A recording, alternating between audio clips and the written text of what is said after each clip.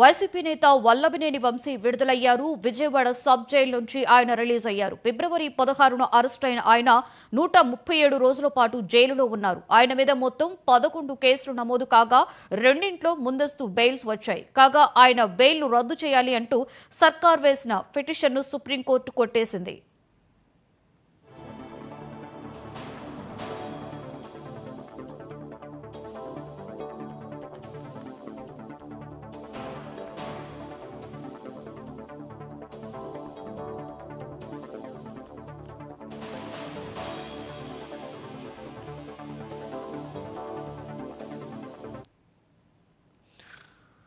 ఇదే అంశానికి సంబంధించి మరింత సమాచారాన్ని మా ఏపీ స్పెషల్ కరెస్పాండెంట్ సాంబశివరావు మరింత సమాచారాన్ని అందిస్తాము. సాంబశివరావు, చెప్పండి. వల్లభనేని వంశీ జైలు నుంచి రిలీజ్ అయినట్లుగా మనం బ్రేకింగ్ న్యూస్ లో చూస్తున్నాం. అలాగే ఇక్కడ సర్కార్కి కూడా ఒక షాకింగ్, అంటే వారు ఇచ్చినటువంటి పిటిషన్ కూడా సుప్రీంకోర్టు కొట్టివేసినట్లుగా మనకి తెలుస్తుంది. దీనికి సంబంధించి పూర్తి సమాచారం ఏంటి సాంబశివరావు?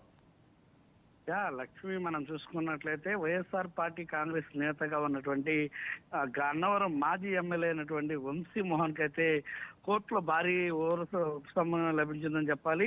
ఏలూరు జిల్లాలో ఉన్నటువంటి నూజివీడు కోర్టులో వల్లభనేని వంశీకి అయితే బెయిల్ నిన్న రావడం జరిగింది. నకిలీ ఇళ్ల పట్టాల కేసులో బెయిల్ మంజూరు కావడంతో నూజివీడు కోర్టు అయితే మాత్రం ఆయనకి బెయిల్ మంజూరు చేయడం జరిగింది.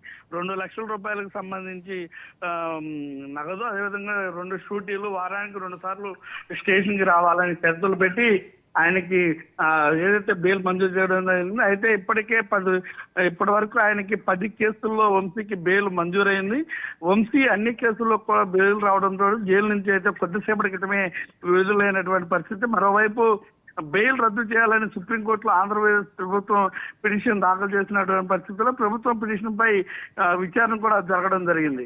దాన్ని కూడా మనం చూసుకున్నట్లయితే కనుక ఇప్పటికే ఆ విధంగా మనం చూసుకున్నట్లయితే ఏదైతే ఇప్పుడు మనం చూస్తున్నాం కీలక వ్యాఖ్యలు కూడా చేసినటువంటి పరిస్థితి.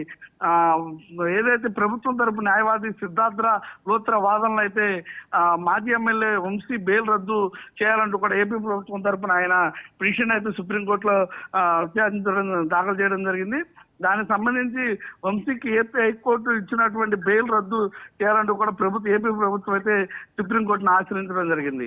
ఈ రోజు అంటే మనం చూసుకున్నట్లయితే కనుక ఈ పిటిషన్ కోర్టులో విచారణ జరగగా అక్రమంగా మైనింగ్ చేసి వంశీ 196 కోట్లు దోపిడీ చేశారని ప్రభుత్వం తరపు న్యాయవాది సిద్ధార్థ లోత్రా వాదనలు వినిపించారు. అదేవిధంగా అక్రమ మైనింగ్ పైన దర్యాప్తు నివేదికను సీల్డ్ కవర్లు అందజేయాలని కూడా సుప్రీం ధర్మాసనం సూచించింది. తదుపరి విచారణ ఈ నెల 17కి అయితే సుప్రీంకోర్టు వాయిదా వేసినటువంటి పరిస్థితి. కాగా గత వైసీపీ ప్రభుత్వంలో హైదరాబాద్, విజయవాడ గత ప్రభుత్వం హయాంలో విజయవాడ రూరల్, బాపులవాడు, గన్నవరం మండలాల్లో వంశీతో పాటు అతని అనుచరులు అక్రమ మైనింగ్ పాల్పడ్డారని, ఖజానాకు 196 కోట్లు నష్టం తెచ్చారంటూ కూడా కృష్ణా జిల్లా మైనింగ్ అధికారి పోలీసులకైతే సమాచారం కూడా గతంలో ఇవ్వడం జరిగింది.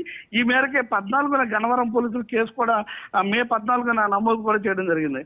అయితే ఈ కేసు ముందస్తు బెయిల్ కోర్టు వంశీ ఏపీ హైకోర్టును ఆశ్రయించగా అందుకు న్యాయస్థానం కూడా అంగీకారం తెలిపినటువంటి పరిస్థితి. మే 29న వంశీకి కూడా ముందస్తు బెయిల్ మంజూరు చేసినటువంటి పరిస్థితి. ముఖ్యంగా మనం చూసుకున్నట్లయితే ఇప్పటి వరకు కూడా ఆయన పైన ఉన్నటువంటి 11 కేసుల్లో ఈ యొక్క కేసు కూడా ఉన్నటువంటి పరిస్థితి. అంటే మే 29 ఇచ్చినటువంటి ముందస్తు బెయిల్ కూడా ఆ 11 కేసులో ఒక కేసు కావడంతో దీన్ని సవాల్ చేస్తూ ఏపీ ప్రభుత్వం కూడా సుప్రీంకోర్టులో పిటిషన్ వేయడం జరిగింది.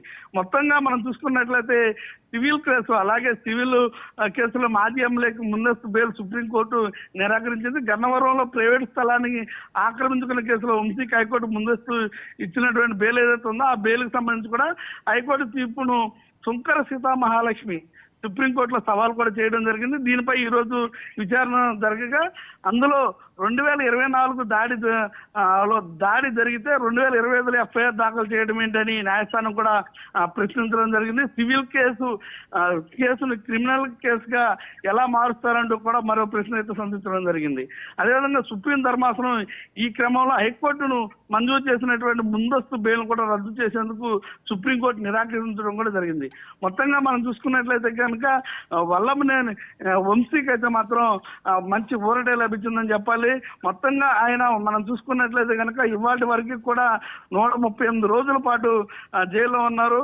ఏదైతే 11 కేసుల్లో ఆయనకి బెయిల్ రావడంతో ముఖ్యంగా మనం చూసుకున్నట్లయితే ఒక్కో కేసులో కూడా ఒక్కో కేసులో ఆయనకి వరుసగా బెయిల్స్ రావడం, ఏదైతే సత్యవర్ధన్ కేసులో కావచ్చు, అదేవిధంగా టీడీపీ కార్యాలయం కేసులో కావచ్చు, ఎస్సీ కేసులో కావచ్చు, ఇలా అనేక కేసులన్నింటిలో కూడా వరుసగా బెయిల్స్ రావడంతో నేటికి 138వ రోజు వల్లభనేని వంశీ అయితే మాత్రం ఈ రోజు జైలు నుంచి కొద్దిసేపటి క్రితమే బయటికి రావడం జరిగింది. ఈయన్ని పరామర్శించడం కోసం జిల్లా అధ్యక్షుడిగా ఉన్నటువంటి పేరు నాని కావచ్చు, అటు ఎమ్మెల్సీ కావచ్చు, అటు మాజీ ఎమ్మెల్యే అయినటువంటి కైలా అనిల్ కుమార్, తిమ్మాది రమేష్ బాబు, పేర్ని నాని, అదేవిధంగా ఇతర నాయకులు కూడా అక్కడికి రావడం, ఆయన్ని జైలు నుంచి బయటికి రాగానే ఆయన సొంత కారులో బయటికి పంపించడం కూడా జరిగింది.